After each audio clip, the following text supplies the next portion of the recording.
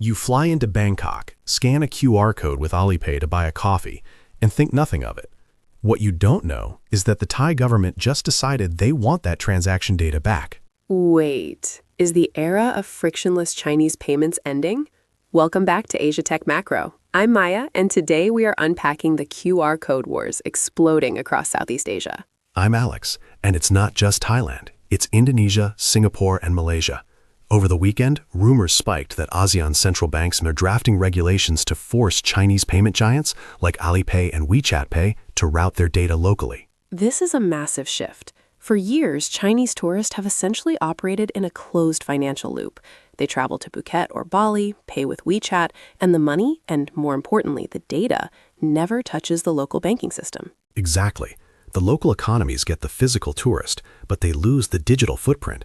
And in 2026, data is more valuable than the coffee they just bought. I was just reading this morning that cross-border QR payments in Southeast Asia are projected to hit $150 billion this year. That is a massive pie. But Alex, isn't it technically difficult to just block or reroute these established giants? It is incredibly difficult. People look at a QR code and think it's a simple sticker, but on the back end, routing money across borders is a technical nightmare. It's like building a massive, complex e-commerce payment gateway. You have to manage countless routing logics and specific conditions for different countries. So it's not just signing a political treaty, it's a massive engineering problem. Exactly. Think about the developers building this. If an engineer forgets to toggle a single feature flag in the production environment for a special cross-border rate, the entire routing fails, or millions of transactions get blocked instantly. It's a high-wire act. Now multiply that complexity across 6 different national central banks trying to connect their own systems, like PromptPay in Thailand and PayNow in Singapore. That explains why the Project Nexus initiative, the plan to connect all ASEAN payment systems, has taken so long to build. They are literally rewiring the financial plumbing of the region. And they are doing it to build a wall against the Chinese tech giants. It's a defensive move masquerading as integration. So the local super apps must be thrilled. Grab and GoTo have been fighting Alipay for years. They are thrilled, but they are also under pressure. Grab and GoTo are under pressure? Alex, I thought they were the local champions. They have the ride-hailing data, the food delivery data, the banking licenses. They should be dominating. They are dominating volume, but not value. The average Chinese tourist spends 5 times more than a local commuter. Alipay and WeChat Pay own the high-value transaction layer. Grab owns the $2 motorbike ride layer. Ouch, that is a painful distinction.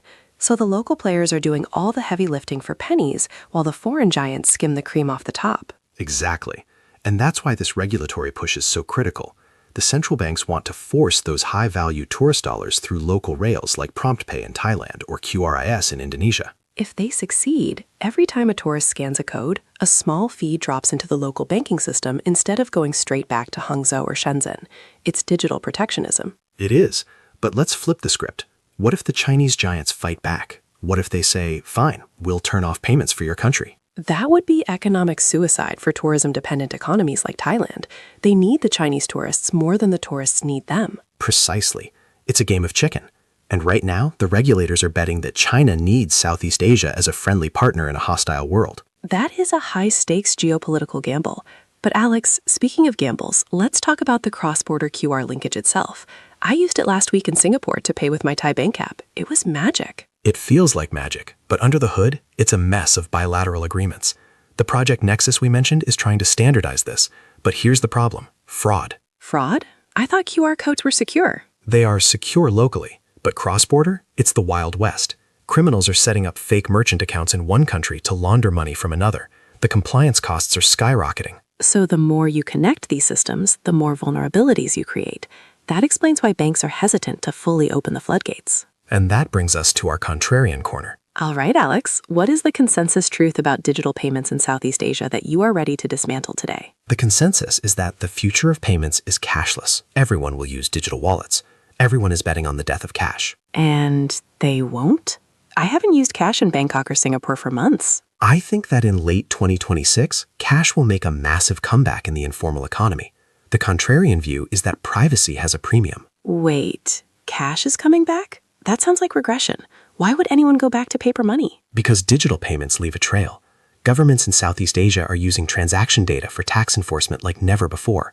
Street vendors, freelancers, the gray economy, they are terrified of being audited. So the more the government pushes for digital transparency, the more the underground economy pushes back to cash. It's a privacy revolt. Exactly. And for tourists, too. If China starts tracking every single purchase made abroad via Alipay for capital controls, wealthy Chinese tourists might start carrying stacks of baht or dollars again. That is a fascinating unintended consequence. Digital authoritarianism leads to analog freedom. Precisely.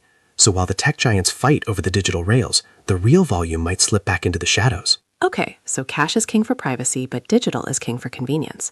Let's translate this into moves. What are the action items for this week? Action item 1. Long Sea Limited, SE, GoTo, GTO. The local champions again? Yes, but specifically for their digital banking licenses. As regulators squeeze foreign wallets, local digital banks become the default on-ramp for the middle class. Capture the local deposit base. Smart. What's next? Action item 2. Watch tourism stocks. Airports of Thailand, AOT, and Genting, Singapore, G13. Why the tourism place? Because if this payment war escalates and Chinese spending drops due to friction or capital controls, these stocks will take a hit. They're the canary in the coal mine. That is a crucial correlation to watch. Payments friction equals lower spending. And the third one? Action item 3. Short Chinese tech, Alibaba, Tencent, on international growth. Because they are getting blocked? Exactly. Their international expansion story is hitting a regulatory wall in Southeast Asia. The easy growth is over. That is a bearish signal for their valuations. It's the end of an era. But Naya, before we wrap up, let's zoom out to the tech stack. The engineers building this? Yes, this whole cross-border payment mess is a golden age for fintech infrastructure companies, the ones building the APIs and the compliance tools. The plumbers of the financial system. They win no matter who controls the front end. Exactly. So for our listeners, don't just look at the app on your phone. Look at the pipes underneath. Thanks for the deep dive, Alex. You made me realize that my QR scan is a political act. That's the goal. Next week, we are pivoting back to semiconductors. There are rumors that Samsung is finally splitting its foundry business to compete with TSMC. Oh, the spinoff we've been waiting for? We will dig into the valuation models. Can't wait? Thanks for listening to Asia Tech Macro. If you found this breakdown helpful, please follow the show and share it with a friend who thinks cash is dead. Stay data-driven. See you next week. Bye.